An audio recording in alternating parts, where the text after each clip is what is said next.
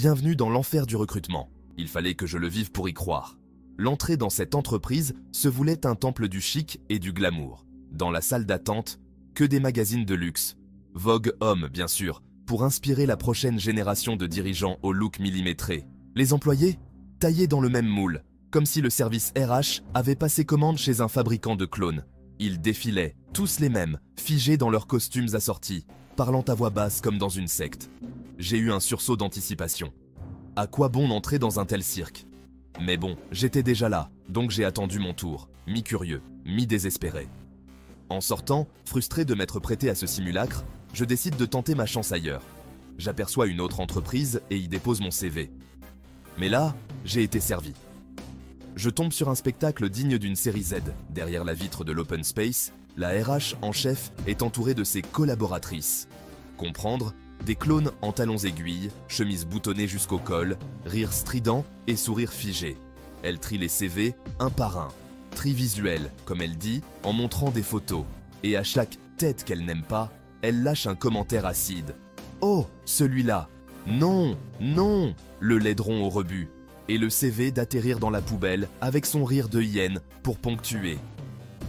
Je me fige, mais je ne rêve pas. Je suis bel et bien face à l'absurde réalité de leur recrutement, qui, visiblement, est basé sur des critères stricts de beauté, la compétence, on verra plus tard.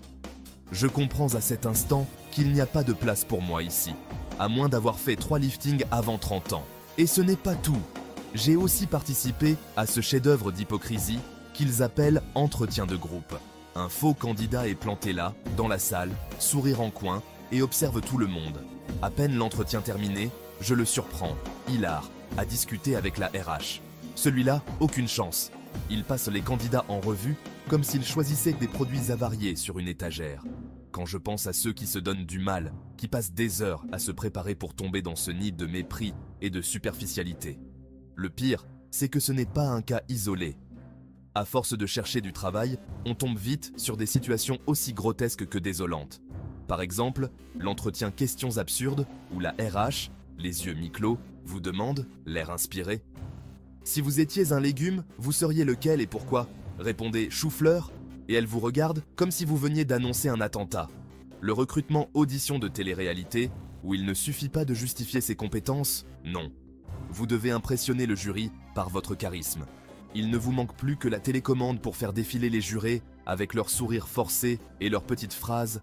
On sent que vous avez une énergie particulière. Ou encore, l'entretien mise en situation où, avec une solennité à faire pâlir un juge d'assises, on vous demande comment vous réagiriez si vous trouviez une tasse sale dans la salle de réunion. Attention, on évalue ici votre capacité à gérer des situations de crise. Ce sont ces gens-là, avec leurs critères absurdes, leurs jugements biaisés et leur humour carnassier, qui se targuent de bâtir le futur de l'entreprise. Ce sont eux qui dédaignent les talents, les compétences réelles, pour ne laisser passer que les visages bien lisses et les attitudes soumises. Alors non, qu'on ne vienne pas s'étonner si, un jour, toutes ces RH d'opérette sont remplacées par des robots. Parce qu'au moins, les robots, eux, se moquent bien qu'on ressemble à un acteur de série ou qu'on corresponde au dernier fantasme RH. Le robot, lui, se contente de cocher les cases. Et ce jour-là, on pourra enfin dire adieu à l'incompétence cosmique et aux mascarades du recrutement.